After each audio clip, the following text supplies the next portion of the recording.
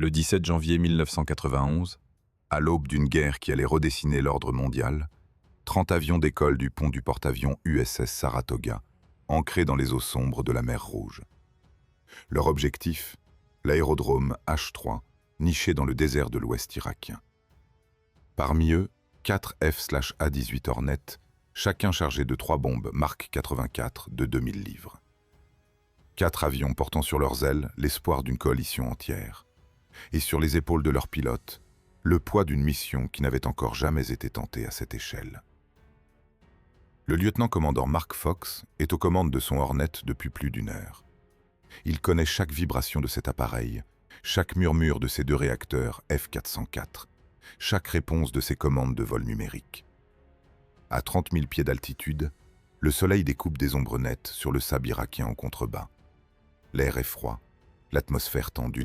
La formation vole à la vitesse maximale sans post-combustion, les ailes lestées de bombes, vulnérables, avançant comme un point fermé en direction de l'ennemi. Fox sait que son escadrille est exposée. Il sait aussi que ce matin, un de ses camarades n'est plus en vie. Quelques heures plus tôt, le capitaine Michael Scott Speicher avait été abattu dans un dogfight confus au-dessus du désert, devenant la première victime alliée de la guerre du Golfe. La nouvelle avait circulé à bord du Saratoga avec la rapidité d'un courant électrique. Les pilotes n'avaient pas eu le temps de digérer la perte. On décollait, on exécutait la mission, on réfléchirait après. Fox et ses équipiers ne sont pas seuls dans ce ciel chargé de danger. 4 F-14 Tomcat les escortent, positionnés pour intercepter toute menace aérienne.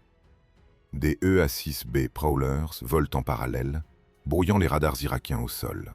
Plus haut encore, un E-2 Hawkeye tourne en silence, ses opérateurs fixant leurs écrans, prêts à alerter la formation à la moindre anomalie.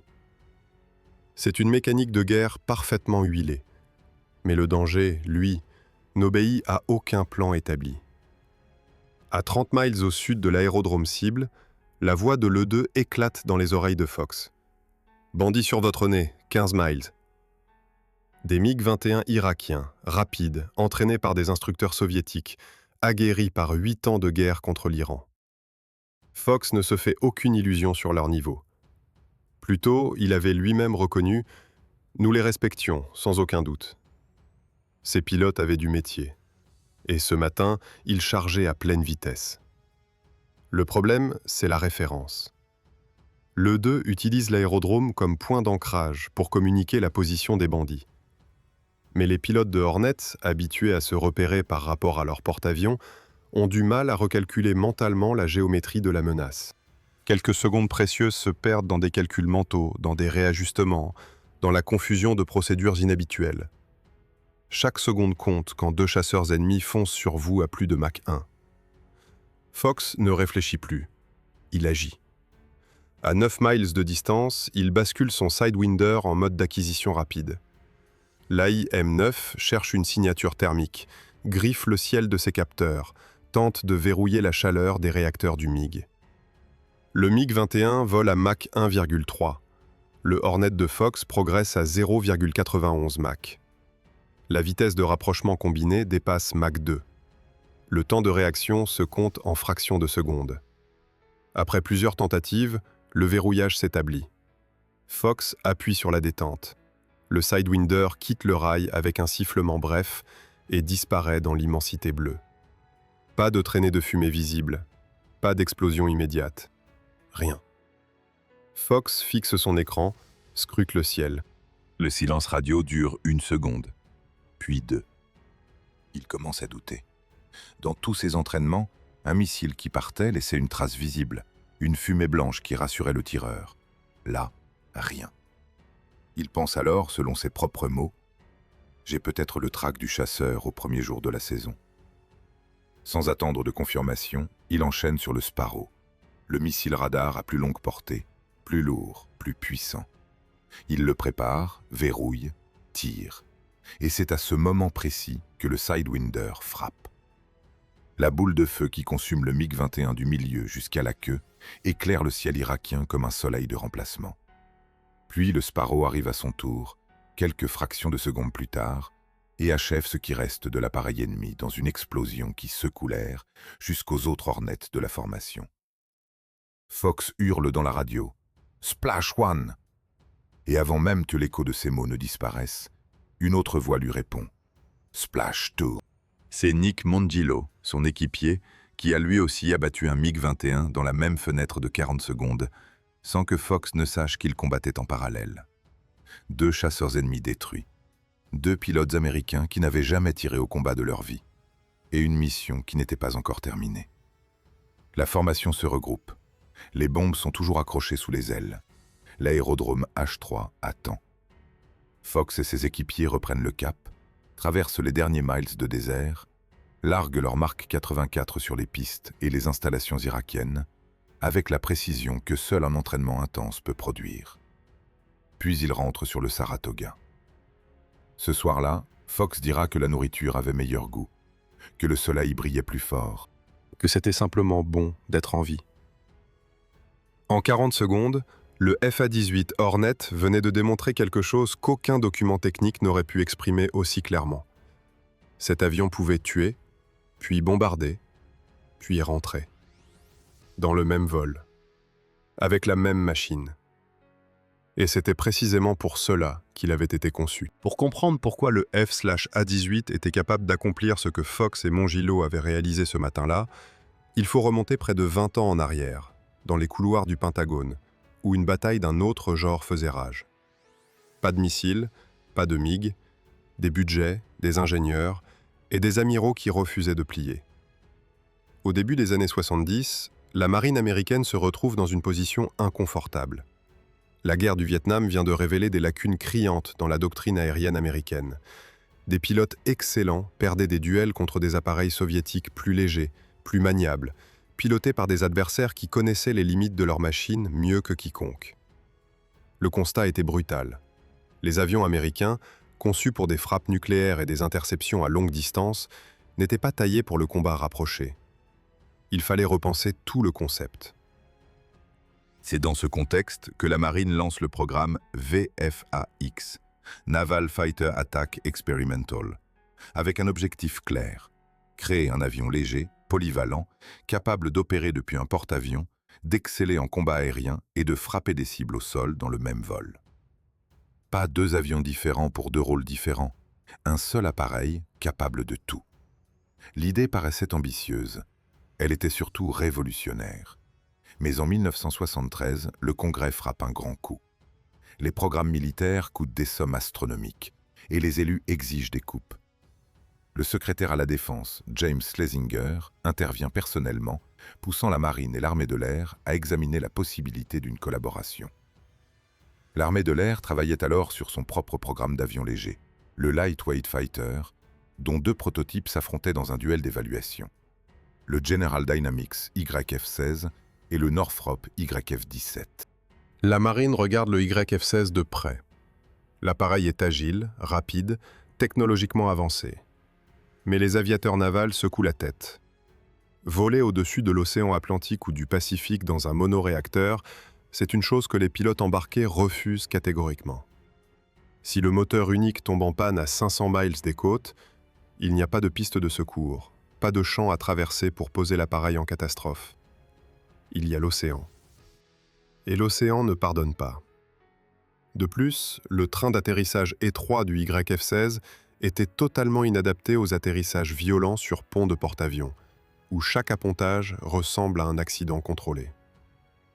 Le choix se porte donc sur le YF-17 de Northrop, un bimoteur aux lignes plus trapues, moins spectaculaire sur le papier, mais dont la configuration répondait aux exigences impitoyables du vol naval. McDonnell Douglas, une entreprise dont la réputation était bâtie sur des décennies de production de F-4 Phantom, rejoint Northrop pour transformer ce prototype en quelque chose que la marine pourrait réellement opérer en conditions réelles. Ce qui commence alors est un processus de refonte quasi totale. Le fuselage est allongé, la structure est renforcée pour absorber les chocs répétés des appontages. Le train d'atterrissage est repensé de fond en comble, avec des jambes plus larges, plus robustes, capables de supporter des descentes à des vitesses et des angles que les avions terrestres n'affrontent jamais. Un crochet d'appontage est intégré à l'arrière, indispensable pour approcher le câble d'arrêt qui stoppera l'avion en quelques mètres sur le pont. Et les ailes, pour permettre le stockage dans les hangars exigus des porte-avions, sont dotées d'un mécanisme de repliage, réduisant l'envergure de manière spectaculaire sans compromettre les performances en vol. Mais la modification la plus décisive, celle qui distingue le Hornet de tout ce qui avait volé avant lui dans la marine, est invisible à l'œil nu. Les ingénieurs intègrent un système de commande de vol entièrement électronique, le pilotage électrique. Dans les avions traditionnels, le pilote agit mécaniquement sur les gouvernes via des câbles et des vérins hydrauliques. Dans le Hornet, les ordres du manche sont transformés en signaux électroniques, traités par des ordinateurs de bord, puis transmis aux surfaces de contrôle avec une précision et une rapidité qu'aucun système mécanique ne peut égaler. C'est l'une des premières applications de cette technologie sur un avion de combat opérationnel, et elle change fondamentalement la façon dont l'appareil répond aux commandes. Le fly-by-wire permet au Hornet d'effectuer des manœuvres à haute charge en G avec une précision chirurgicale, tout en maintenant automatiquement la stabilité de l'appareil. Le pilote peut pousser l'avion dans ses retranchements sans risquer de le perdre. Les ordinateurs veillent en permanence, corrigeant les écarts, compensant les effets aérodynamiques indésirables. Cette assistance transparente transforme un pilote compétent en combattant redoutable, et un pilote d'élite en quelque chose de quasiment inarrêtable. À cela s'ajoute une autre innovation aérodynamique majeure, les extensions de bord d'attaque, les LEX. Ces naissances proéminentes qui courent le long du fuselage depuis la base des ailes jusqu'au cockpit. En vol à grande incidence, ces extensions génèrent des tourbillons d'air contrôlés qui s'enroulent sur l'extrado de la voilure, produisant une portance supplémentaire là où d'autres avions commencent à décrocher. Lors des atterrissages lents sur porte-avions ou dans les virages serrés d'un dogfight, les LEX font la différence entre un avion qui reste maître de lui-même et un appareil qui part en vrille. En 1977, le résultat de tout ce travail reçoit un nom définitif. F/A-18 Hornet. La double désignation, F/A, pour Fighter et Attaque, résume à elle seule ce que personne n'avait réussi à faire avant. Un seul avion, 2 rôles complets, 0 compromis. L'armée de l'air choisit finalement le F-16 pour son programme. La marine, elle, n'a aucun regret. Elle tient entre les mains quelque chose qu'aucune force aérienne au monde ne possède encore. La nuit du 17 janvier 1991 ne ressemble à aucune autre dans l'histoire de l'aviation navale américaine. Pendant que Fox et Mondillo rentraient sur le Saratoga, des dizaines d'autres Hornets décollaient déjà depuis d'autres ponts de porte-avions, chargeant vers des objectifs répartis sur l'ensemble du territoire irakien. La marine avait déployé plus de 100 Hornets pour cette campagne. Le corps des marines en alignait 84 supplémentaires. Ensemble, ils formaient le fer de lance d'une offensive aérienne sans précédent depuis la Seconde Guerre mondiale. La priorité absolue du premier jour était la suppression des défenses aériennes ennemies, ce que les militaires américains appellent le SEAD, Suppression of Enemy Air Defenses. L'Irak disposait d'un réseau de missiles sol-air sophistiqués, hérité en grande partie des livraisons soviétiques des années 70 et 80. Des batteries de SA-2, SA-3, SA-6 couvraient les grandes villes et les installations militaires. Des radars de détection quadrillaient le ciel. Tant que ce réseau restait actif, chaque avion de la coalition volait sous la menace permanente d'une frappe depuis le sol. Il fallait l'aveugler avant tout le reste. Les Hornets assignés aux missions SEAD emportaient des missiles anti-radiation AGM-88 HARM, conçus pour détecter et suivre les émissions radar ennemies jusqu'à leur source. Le principe est brutal dans sa simplicité. Dès qu'un radar irakien s'allume pour chercher des cibles, le missile le repère, remonte le faisceau d'émission et détruit l'antenne. Les opérateurs irakiens se retrouvaient face à un choix impossible. Allumer leur radar pour guider leurs missiles sol-air et risquer d'être immédiatement détruits, ou rester silencieux et laisser les avions de la coalition traverser leur espace aérien sans opposition efficace. Le réseau de défense irakien fut paralysé dans les premières heures. Simultanément, 2 Hornets reçurent une mission distincte, frapper directement les aérodromes irakiens pour clouer au sol les chasseurs ennemis avant même qu'ils ne puissent décoller. C'était une démonstration en temps réel de la polyvalence pour laquelle l'avion avait été construit. Dans la même nuit, des Hornets supprimaient des radars avec des missiles de précision, pendant que d'autres larguaient des bombes sur des pistes de béton à des centaines de kilomètres de distance. Aucun autre appareil de la coalition ne pouvait basculer aussi rapidement et aussi naturellement d'un rôle à l'autre. Mais la guerre n'est jamais propre. Le 24 janvier, le lieutenant H.E. Overs décolle du porte-avions USS Theodore Roosevelt pour une mission de routine au-dessus du golfe Persique. Quelque chose se dérègle en vol, une panne moteur probable ou une perte de contrôle, et Overs est contraint d'éjecter au-dessus de l'eau. Il est récupéré sain et sauf par l'USS Wisconsin. Le 5 février, un autre FA-18, piloté par le lieutenant Robert Dwyer, est perdu au-dessus du nord du golfe Persique après une mission réussie en territoire irakien. 3 Hornets de la marine seront perdus au total durant le conflit, sur plus de 4500 sorties effectuées. Ce ratio est extraordinaire. 4500 missions, 3 pertes. Dans le contexte d'une guerre menée dans un espace aérien disputé, contre une défense sol-air dense et des pilotes aguerris, ces chiffres représentent un niveau de fiabilité que les concepteurs eux-mêmes n'osaient pas garantir sur le papier. Les rapports d'après-guerre révèlent que le Hornet surpassait tous les objectifs de disponibilité, de fiabilité et de maintenabilité fixés lors de sa conception. Les mécaniciens embarqués, habitués aux caprices des anciens F-4 Phantom, découvraient un avion dont les systèmes tombaient rarement en panne et qui, lorsqu'il était endommagé, se laissait réparer avec une rapidité surprenante. L'exemple le plus frappant de cette robustesse se produit lors d'une mission dont les détails exacts restent partiellement classifiés, mais dont le résultat est documenté. Un Hornet encaisse des impacts dans ses 2 réacteurs au-dessus du territoire irakien. Dans n'importe quel autre appareil monoréacteur, cette situation signifie l'éjection immédiate. Dans un bimoteur moins endurant, elle peut également forcer le pilote à abandonner l'appareil.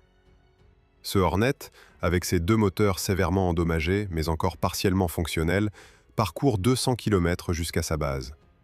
Il se pose.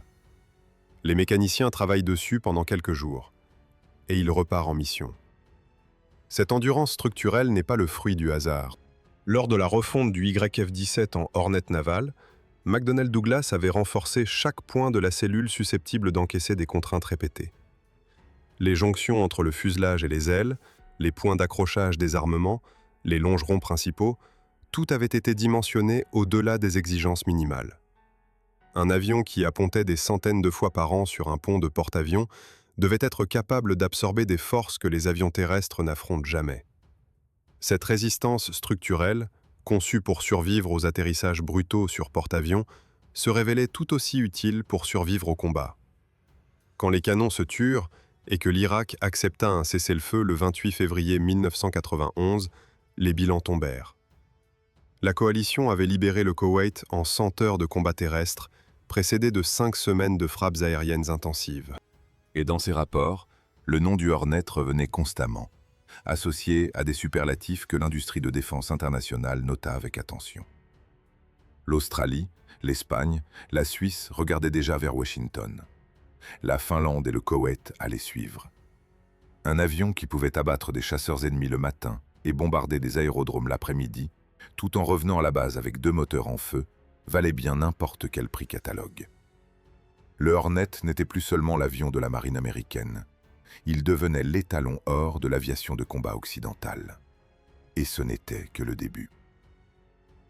En 1980, pendant que les États-Unis consolidaient leur flotte de Hornets, un autre pays frappait à la porte de McDonnell Douglas avec une demande ferme et un budget conséquent.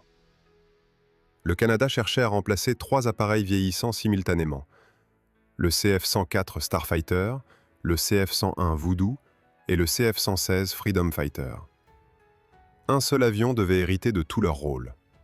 La compétition fut féroce, le lobby industriel se déchaînèrent et la controverse politique enfla jusqu'aux plus hautes sphères du gouvernement canadien. Au terme d'un processus d'évaluation long et douloureux, le F/A-18 remporta le contrat du New Fighter Aircraft Project. Les livraisons du CF-18, la désignation canadienne de l'appareil, débutèrent en 1982. Sur le papier, le CF-18 était quasi identique à sa version américaine. Même cellule, même réacteur, même architecture numérique. Mais les ingénieurs canadiens y apportèrent plusieurs modifications dictées par les réalités opérationnelles propres au Canada. un pays dont l'espace aérien s'étend des grands lacs jusqu'au cercle arctique, où les nuits polaires durent des mois et où les températures descendent à des niveaux qui transforment le métal en piège mortel. La première modification, et la plus visible, fut l'ajout d'un projecteur d'identification nocturne monté sur le nez de l'appareil, d'une puissance de 0,6 mégacandelas. Lors des interceptions nocturnes au-dessus de l'Arctique, les pilotes canadiens devaient pouvoir identifier visuellement un appareil intrus avant d'ouvrir le feu, une exigence que les règles d'engagement imposaient strictement.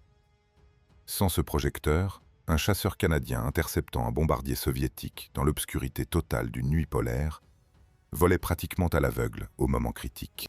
Ce dispositif simple mais ingénieux comblait une lacune opérationnelle réelle.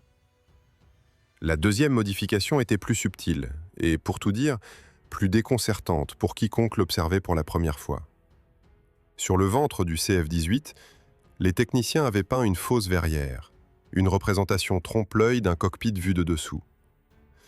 L'idée derrière cette illusion optique était tactique. Lors d'un combat tournoyant, un adversaire tentant de déterminer l'orientation de l'avion canadien pour anticiper sa prochaine manœuvre pouvait se tromper sur le sens de vol de l'appareil. Une fraction de seconde de confusion suffisait parfois à faire la différence entre une rafale qui touchait et une rafale qui passait dans le vide. C'était une ruse de guerre peinte sur de l'aluminium, à la fois anachronique dans sa simplicité et redoutablement efficace dans son principe. Le Canada déploya plus de 2 douzaines de CF-18 durant la guerre du Golfe, accumulant plus de 5700 heures de vol. Mais leur rôle resta limité à des missions d'escorte, sans capacité d'emport de munitions guidées de précision. L'impact canadien en 1991 fut modeste, comparé à celui des Hornets américains. Les autorités militaires à Ottawa en prirent note, et pendant les années qui suivirent, les CF-18 commencèrent à vieillir sans recevoir les mises à niveau dont ils avaient besoin. À la fin des années 90, la situation était préoccupante. Des années de sous-investissement avaient laissé les CF-18 à la traîne des appareils alliés les plus récents. Certes, une modification récente leur avait permis d'emporter des munitions guidées par laser. Mais les systèmes de ciblage avancés, les liaisons de données modernes, les équipements de vision nocturne intégrés manquaient toujours à l'appel.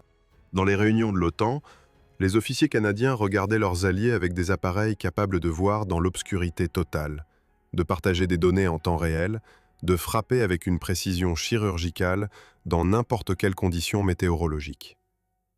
Les CF-18, eux, avançaient avec les outils des années 80 dans un conflit du XXIe siècle naissant. Ce conflit, c'était le Kosovo.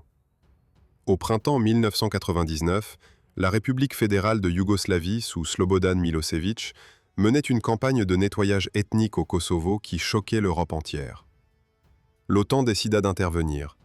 L'opération Allied Force fut lancée le 24 mars 1999, rassemblant des appareils de 15 nations dans une armada aérienne de 800 avions. Le Canada envoya d'abord 6 CF-18 à Aviano, en Italie. Ce contingent fut ensuite porté à 18 appareils. Les pilotes canadiens se donnèrent un nom, les Balkan Rats, les rats des Balkans. Une référence sardonique à la prolifération de rongeurs autour de leurs cantonnements italiens. Mais très vite, un autre surnom s'imposa, né de la contrainte opérationnelle la plus absurde et la plus dangereuse qu'ils affrontaient chaque nuit. Sans équipement de vision nocturne intégré à leur cockpit, les pilotes canadiens devaient voler lumières éteintes dans l'obscurité totale pour la moitié de leur mission, naviguant au-dessus d'un territoire défendu par des systèmes sol-air actifs, sans pouvoir voir ni être vus. Ils s'appelèrent eux-mêmes les Balkan Bats, les chauves-souris des Balkans, volant à l'instinct là où leurs alliés volaient avec des technologies que le Canada n'avait pas jugé nécessaire de financer. En 11 semaines, du 24 mars au 9 juin 1999, ces 18 appareils effectuèrent 678 sorties de combat, dont 558 missions de bombardement. Ils larguèrent 361 bombes guidées au laser et 171 bombes conventionnelles de 485 livres. Ces 18 CF-18 représentaient 2/100% de l'armada totale de l'OTAN. Pourtant, ils réalisèrent 10% de la totalité des missions de bombardement de la coalition. Un résultat qui sidéra les commandants de l'OTAN au point qu'ils demandèrent aux Canadiens de prendre la tête de plus de la moitié des missions qui leur étaient assignées. Le lieutenant-général Ray Hainaut, chef adjoint de l'état-major de défense, déclara publiquement que la contribution des CF-18, de leurs pilotes et de leurs équipes au sol, était absolument remarquable et constituerait toujours une source de grande fierté pour le peuple canadien. Des pilotes qui volaient à l'aveugle, dans un avion vieillissant, avaient accompli ce que les meilleures forces de l'OTAN n'avaient pas toujours réussi à égaler. Pas grâce à la technologie, grâce à l'entraînement, à l'audace, et à un Hornet qui, même en fin de vie opérationnelle, refusait de se laisser dépasser. Le 18 juin 2017, le porte-avions USS George H.W. Bush naviguait en Méditerranée orientale dans le cadre de l'opération Inherent Resolve, la campagne américaine contre l'État islamique en Syrie et en Irak. Ce jour-là, le lieutenant-commandant Michael Tremel et son ailier, le lieutenant-commandant Jeff Kruger, décollèrent à bord de leur FA-18E Super Hornets pour une mission de soutien aérien rapproché au-dessus du nord de la Syrie, où des forces terrestres alignées avec la coalition américaine tenaient des positions sous pression constante. En fin d'après-midi, des troupes pro-gouvernementales syriennes lancèrent une attaque contre des positions tenues par les forces démocratiques syriennes, un groupe anti-gouvernemental soutenu par Washington. Les pertes côté allié étaient lourdes. Dans le ciel au-dessus de la zone de combat, un Su-22, chasseur-bombardier de fabrication soviétique aux couleurs de l'armée de l'air syrienne, apparut et commença à lâcher ses munitions sur les positions des forces soutenues par les Américains, passant et repassant au-dessus des mêmes coordonnées. Plusieurs avertissements radio furent transmis aux pilotes syriens. Aucun ne reçut de réponse. Aucun ne modifia la trajectoire de l'appareil. Tremel reçut l'ordre d'intervenir. Il se positionna, verrouilla le Su-22 dans son système de visée et tira un missile AIM-9X Sidewinder. Le missile quitta le rail, prit sa trajectoire, puis fut leurré par les fusées éclairantes que le pilote syrien avait éjectées au bon moment. La chaleur artificielle des leurres détourna le Sidewinder de sa cible. Tremel, selon ses propres mots, fonctionnait à ce moment-là sur la puissance du tronc cérébral, un pilotage pur d'instinct et de réflexe, sans place pour l'hésitation. Il enchaîna immédiatement sur un AIM-120, missile air-air à guidage radar de moyenne portée. Cette fois, le missile trouva sa cible. Le Su-22 fut touché, son pilote éjecta de l'appareil en feu et l'avion syrien s'écrasa au sol. Cette victoire aérienne fut la première remportée par la marine américaine depuis la guerre du Golfe de 1991, la première jamais obtenue par un Super Hornet et la troisième au total dans l'histoire du F/A-18 dans toutes ses versions. Le Super Hornet de Tremel retourna sur le George H.W. Bush avec une marque de victoire peinte sur son fuselage, une tradition aussi ancienne que l'aviation de combat elle-même, relancée pour la première fois depuis une génération. Cette victoire illustrait ce que le Super Hornet était devenu au fil de ses années de développement. Car le F/A-18E et F n'est pas une simple évolution du Hornet original. C'est un appareil entièrement nouveau, conçu dans les années 90 pour remplacer à la fois le F-14 Tomcat et le A-6 Intruder, deux piliers de l'aviation navale américaine sur le point d'être retirés du service. La cellule fut redessinée de zéro, avec une surface à l'air supérieure d'environ 25% à celle du Hornet classique. La masse à vide augmenta d'environ 6800 kg. Le rayon d'action et la capacité d'emport en munitions progressèrent dans les mêmes proportions. Sous les entrées d'air rectangulaires redessinées, deux réacteurs F414G E400 fournissent chacun environ 22 000 livres de poussée, contre 18 000 pour le moteur du Hornet original. Le radar à antenne active à balayage électronique, l'AESA, monté dans le nez du Super Hornet, peut détecter, pister et engager simultanément plusieurs cibles aériennes à des distances que les anciens radars à antenne fixe ne pouvaient pas atteindre. L'appareil intègre également des caractéristiques de furtivité partielle, avec une section radar réduite par rapport à ses prédécesseurs, obtenue grâce à la géométrie de la cellule et au traitement des surfaces. Le Super Hornet peut également jouer le rôle de ravitailleur aérien.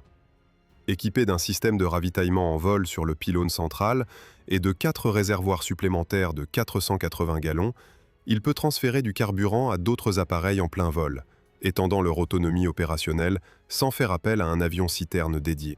Cette polyvalence supplémentaire a cependant un coût mécanique documenté. Les Super Hornets, utilisés régulièrement en configuration ravitailleur, subissent une usure structurelle accélérée en raison de la masse exceptionnelle transportée, ce qui réduit leur durée de vie opérationnelle par rapport aux appareils employés uniquement en mission de combat. En septembre 2024, une photographie prise en Californie près de la Naval Air Weapons Station de China Lake fit le tour des cercles spécialisés en défense. Elle montrait un F/A-18F de l'escadron Air Test and Evaluation Squadron 9, les Vampires, reconnaissable à sa livrée noire brillante rétro, suspendu en vol avec une configuration d'armement RR jamais photographiée auparavant en public. L'appareil portait 4 missiles AIM-174B, 3 AIM-120, missiles à guidage radar de moyenne portée, et 2 AIM-9X Sidewinders, auquel s'ajoutait un système de recherche et de pistage infrarouge, ainsi qu'une nacelle de ciblage infrarouge frontale avancée. L'AIM-174B est la version RR du missile de défense navale SM-6, un engin à très longue portée, officiellement reconnu seulement depuis peu, conçu pour contrer les menaces aériennes à grande distance. Sa présence sous les ailes d'un Super Hornet en configuration d'entraînement de type Grey Flag, des exercices conçus pour tester la capacité des forces alliées à opérer malgré les tentatives ennemies de détection et de pistage, était le signe le plus concret que la marine américaine préparait activement ses pilotes à affronter une menace spécifique, la stratégie de déni d'accès chinoise qui pousse ses capacités de frappe de plus en plus loin dans le Pacifique. Un avion conçu dans les années 70, entré en service dans les années 80, portait en 2024 l'une des combinaisons d'armement les plus sophistiquées jamais accrochées sous un chasseur embarqué. 40 ans après son premier vol, le Hornet sous toutes ses formes restait au cœur de la stratégie aérienne américaine et de celle de nombreuses nations alliées, planifié pour voler jusqu'au milieu des années 2030. Pas parce qu'il n'existait rien de mieux, mais parce que ce qui avait été conçu pour durer avait tenu toutes ses promesses, mission après mission, décennie après décennie, du désert irakien aux cieux syriens, des nuits aveugles des Balkans aux exercices silencieux au-dessus du Pacifique. Si cette histoire vous a passionné, rejoignez Tactique Aérienne en appuyant sur le bouton d'abonnement et en laissant un like. Chaque soutien nous permet de continuer à raconter ces récits qui ont changé le cours de l'histoire de l'aviation. Vos commentaires nous aident à choisir les prochains appareils dont nous allons vous parler.